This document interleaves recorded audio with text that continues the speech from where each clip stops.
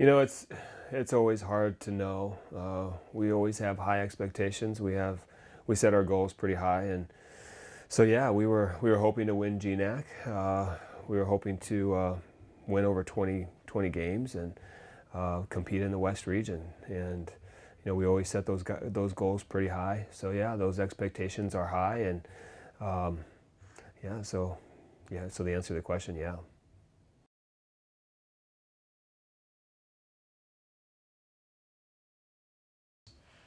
Well, you mentioned it once already. The experience that we had coming back was a huge factor. Um, we have some players out on the court that have been there 2 years now. This is their third year with the program, and some of our key offensive players have been with us.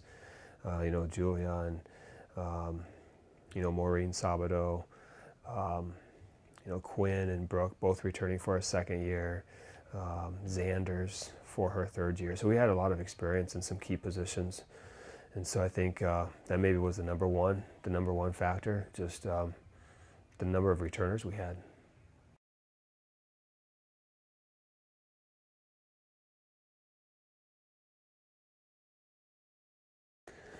It's funny, the poll was exactly the same as the finish last year. So no. So the answer to that question is no.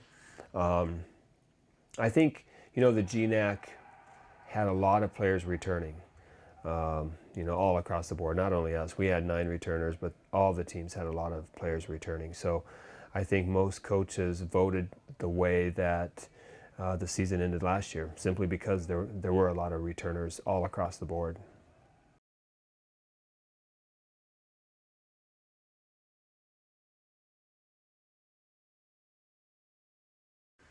I guess it's nice to be in that top 25 poll, to have your name out there. But again, it wasn't a big celebration once we found out that we were number 24. It wasn't, we didn't even talk about it. We just said, hey, we're in the top 25. That was about it. So we didn't make a big deal out of it. And, I don't think it's real important. In the regional rankings, for example, we were number 2 in the region going into, the West Region tournament, and the teams that were ranked ahead of us in the poll were ranked lower than us in the regional rankings. So, it doesn't really mean a lot as far as regional rankings go. It is good to have name recognition. It's great that we're in the top 25. People know who we are. Hey, Alaska's got a volleyball team up there. So that's nice, but we really don't pay a lot of attention to it. Mm-hmm.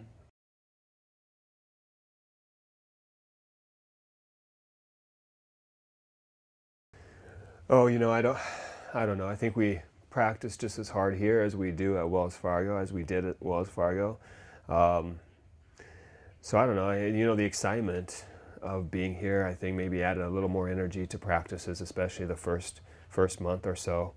But you get into a routine, and the girls get used to it, and it's a sad. I don't know if it's a building is not going to get a player up at 6 a.m. ready to go and energized. I mean, the building's not going to do it. So I don't know. I mean, it's a great place, and hopefully we'll help with the recruiting. But it's not going to, I don't know that it's going to change how we practice, or how the girls get ready to practice.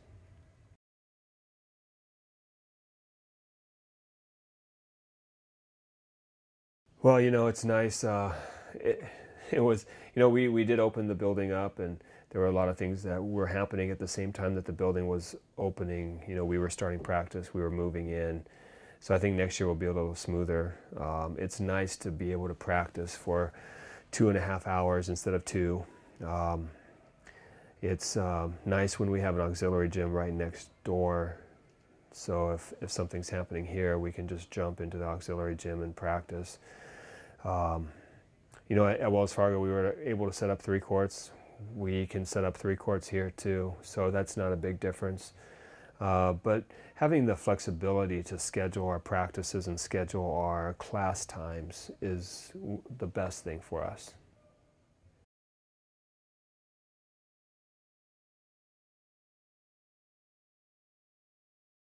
Yeah, they've always been great. At Wells Fargo, I don't think we get 1,000 people in there. So, and we had, I don't know, 4 or 5 matches where we had over 1,000 people. And so, obviously we're appreciative of all those fans that come and watch us play. And it's a lot of fun. I mean, it's fun when we have 1,000 people. And even here, the place doesn't look very full, but 1,000 people, it's loud. It's a good atmosphere, and better than I thought. I thought that 1,000 fans would get lost in this big arena, but it does. I mean, it is a loud and fun place to play when we get 900, 1,000 people. So yeah, the fans have been great at Wells Fargo, and now I think here where they're comfortable, they have seat backs. They'll come back. It's not. They're not sitting in uncomfortable bleachers watching a volleyball match. They're sitting in a nice chair, and hopefully we get the same support next year too.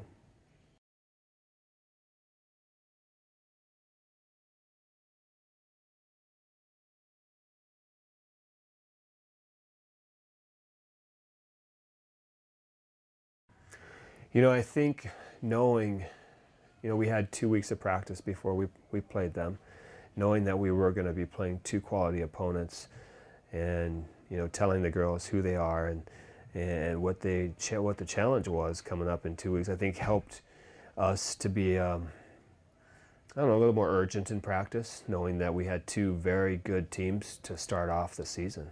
So I think maybe that was the biggest takeaway. The competition obviously was good for us to to play 2 quality teams right away. Getting us ready for West Region play and the Pac West crossover and then GNAC.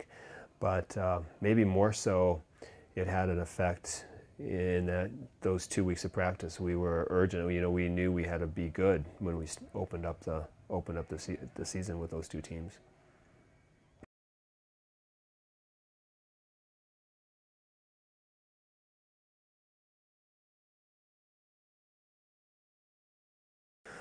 Yeah, it helped that we played, those 2 teams that we played early both made it. And then the Pac West crossover was a very tough tournament.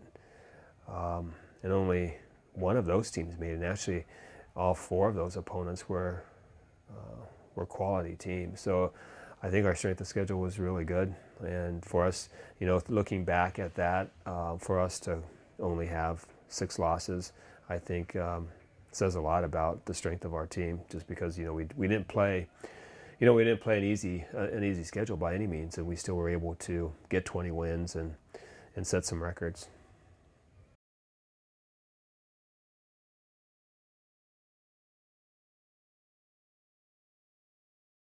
Again, a good question. I think a lot of it's just coincidence.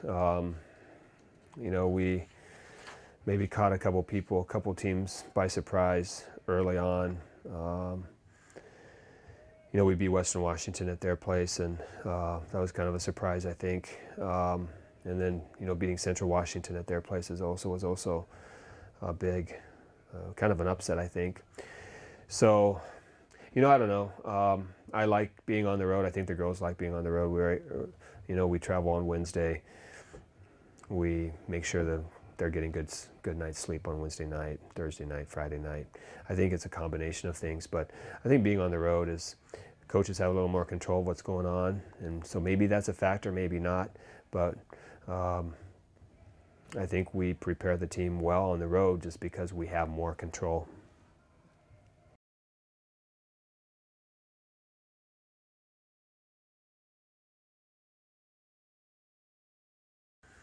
Well, the Western Washington win, we were down 0-2, and then the girls fought back and won game 3, and we just kind of kept on rolling. That was a huge win. I think that kind of set the stage for, we knew that we were in control of our own destiny, and at that point, we knew we kind of stole a game on the road and not playing at our best, and I don't know, it gave us some confidence. I think that might have been a big turning point. And then maybe the other way, losing at NNU, that was a tough one. I think we played pretty well when we played them at their place, and we just couldn't quite get over the hump. I think a few in that fourth game, I think we missed a bunch of serves at the end of that game, and that was a tough one. So that was a tough loss for me, for the team. I think we could have won that match, had a few things, had we served a little better in the fourth game. So, there were some ups and downs, but, the last match of the year was an incredible match, and, not a turning point, but that was a lot of fun. Even though we came out on the short end, it's too bad that we didn't win in 5, but going to 5, 17-15, I think Western Washington played a great game, and I think we actually played pretty well too.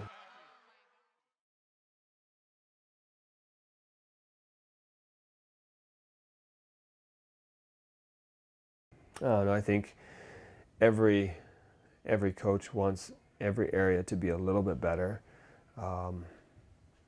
I think we have to be careful not to just expect, because we have seniors on the team, that we're going to be a better team, because it doesn't work that way. I mean, you still have to go out and work hard, maybe harder. I think that's the one thing that, because we do have so many juniors on the team that are returning, we do have a lot of returners again this year. It's important that they know that just because they're going to be seniors doesn't mean that they're going to be better. So hopefully, I think that's going to be a challenge, and we'll address that right away here in the spring. As far as skills go, I think at times we're very good at every one of our skills. Whether it be hitting, passing, setting, whatever it was. I think at times we were very good. I think we need to try and figure out how to put everything together and be a little more consistent, in all those skills.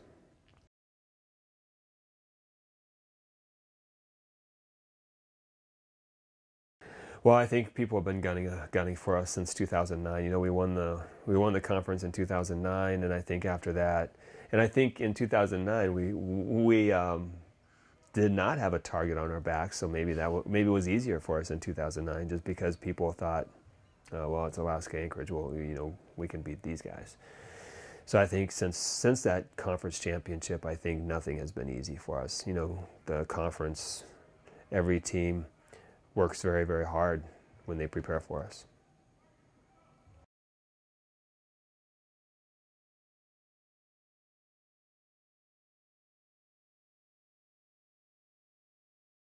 Well, it mostly has to do with one weekend back in September when Central Washington and Western Washington beat some CCAA teams. So at that time, maybe we were a little bit better than they were, and I think Sonoma State had an injured player. So it's just something that happened this year. It'd be nice in next September when we play the California teams again, if we can, come out on top. But who knows? I think being the top 4 seeds, we really have to thank Central Washington and Western Washington for that, because they defeated some California teams early on. So I don't know if that says a lot. I think Sonoma State came out. They came out and won the West Region. They are going to go to the Elite 8, and so they're from the CCAA. They won the CCAA, and they just proved that they're the best team in the region. And I have, after competing against them, it's hard to argue that. So, I think because the GNAC had so many players returning, I think one of the reasons why we were one of our better years.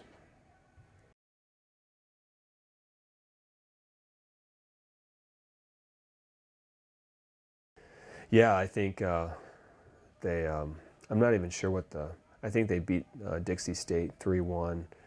I'm not sure what the second round was. It might have been 3-1 as well with San Bernardino. So we, comparatively, if you look at scores, I think we did as well as the other 2 teams that played them.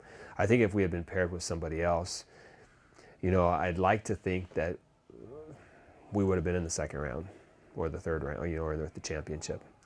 But I knew right away when we were paired with Sonoma State that we were going to have maybe the toughest, and it turned out that I was correct, maybe the toughest team right off the bat that we had to play. And I'd watched them play, live stream. I'd watched them, watched some video of them, and I knew that if we drew Sonoma State, probably the best team. We'd be paired up with the best team in the region. So unfortunately, we ended up with them first round. So.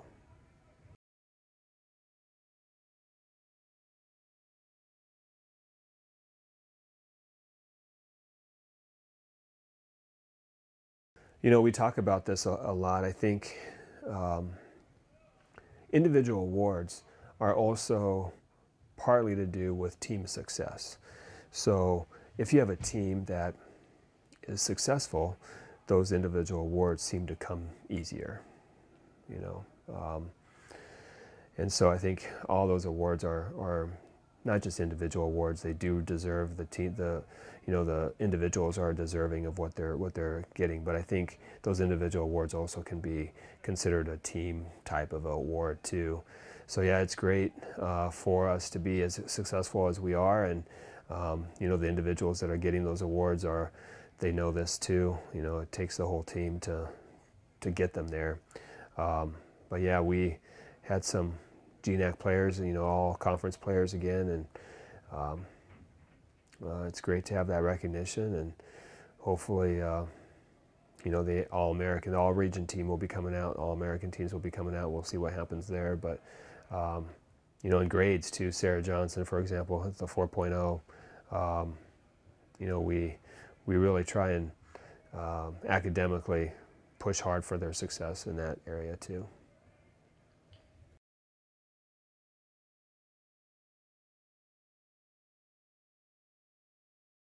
Well, you know, Kate, early on, when we were running a 6.2, she had a huge impact on our team. She was maybe one of the reasons that we beat Cal Baptist early on, a very good team from the Pac West.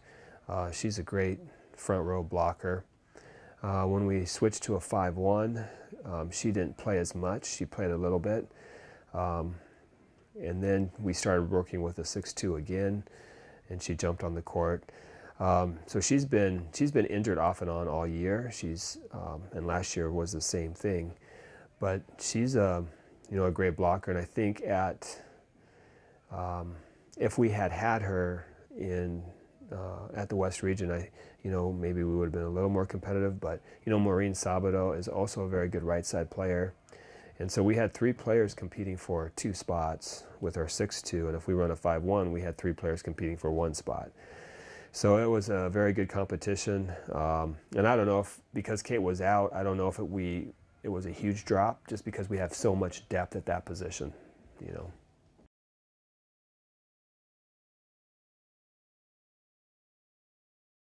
Yeah, you know, every year that I've been here, I think I see that. I don't think this year is any different. You know, a lot of them are from Alaska, so they know each other.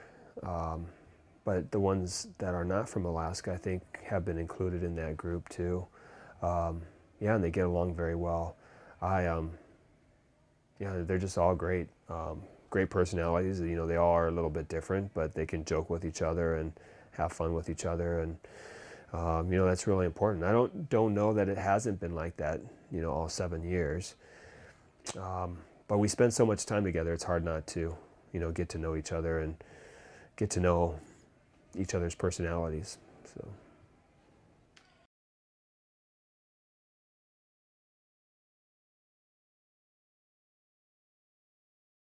Well, I guess I could start with Quinn. You know, she, you know, and she improved a ton over the last 2 years, I think.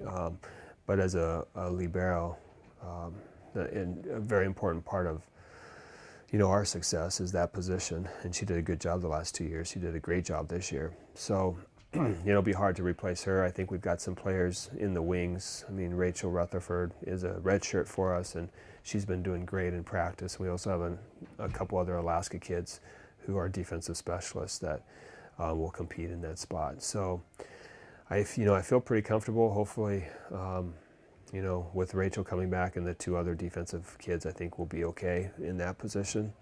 You know, Brooke Pottle is a great ball control outside hitter. She is not very big. She jumps well, and she has great shots, great control of the ball when she's hitting. And I don't know that we'll ever be able to replace someone like that. You know, with the outside hitters that we're bringing in, they're bigger. Their height advantage gives us maybe a little more, maybe not as much control as Brooke, but just simply because they're taller, they are going to have maybe a little bigger block, maybe able to get up a little higher, and offensively maybe be a little bit better. But Brooke did a great job. Offensively she did a great job. Playing defense, she did a great job. The one place where at times we needed someone bigger was when we were blocking. But Brooke's ball control is going to be hard to replace. And then Maureen Sabato didn't get to play a lot, but like I said, there was so much competition at the right side that Maureen made those other two, or Julia, she made them better just because she was pushing them the whole time. And so we are going to miss her too. Unfortunately, she didn't get to play a lot this year, but she's a good player. She's a good volleyball player, and if she had been on a team with not as much depth, she would have been, been out on the court probably.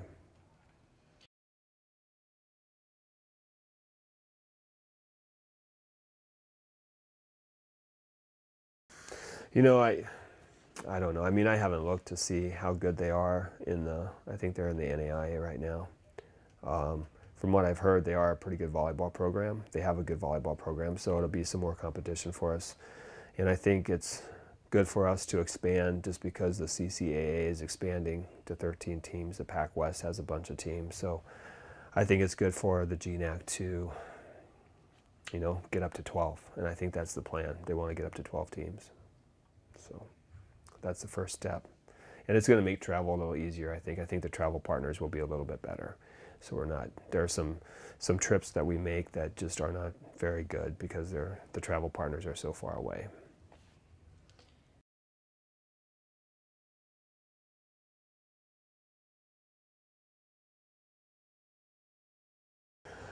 Oh my gosh, I don't know. I mean, that would be fun if you could do something like that, The alumni match. Yeah, it kind of is. There are a lot of 2009 kids that play in the alumni, but obviously they don't have the, 2 weeks of practice to prepare.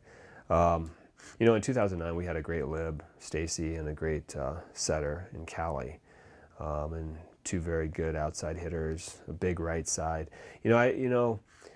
Athletically, I think this year's team would definitely win, but there's some very good volleyball players on 2009 too, and they were gritty players. They refused to lose in 2009, and I don't know. It would be a good match. It'd be fun to watch. It's something I'd want to pay to see. It would be fun, yeah.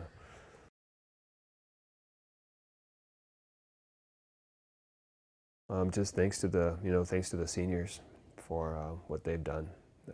They've put in a lot of hard work, and Quinn, Brooke, both of those kids were not injured. They worked their tails off, played through some pain, and I don't know, they're going to stay and finish their degree. Maureen Sabato is getting her degree in December, so we're very happy when all three of our seniors are going to get a degree or are planning to stay and get their degree. So it's pretty cool that they like Alaska enough to to stay. And Ashley, Brooke, and Quinn did a whole bunch of hiking this last summer and did more hiking than I've done, a lot of backpacking. And so, I mean, they love Alaska, and they did a month of backcountry fun stuff in the state, which one's from Arizona, one's from California, and so they've adapted, and they'll be here for probably another year to get their degree.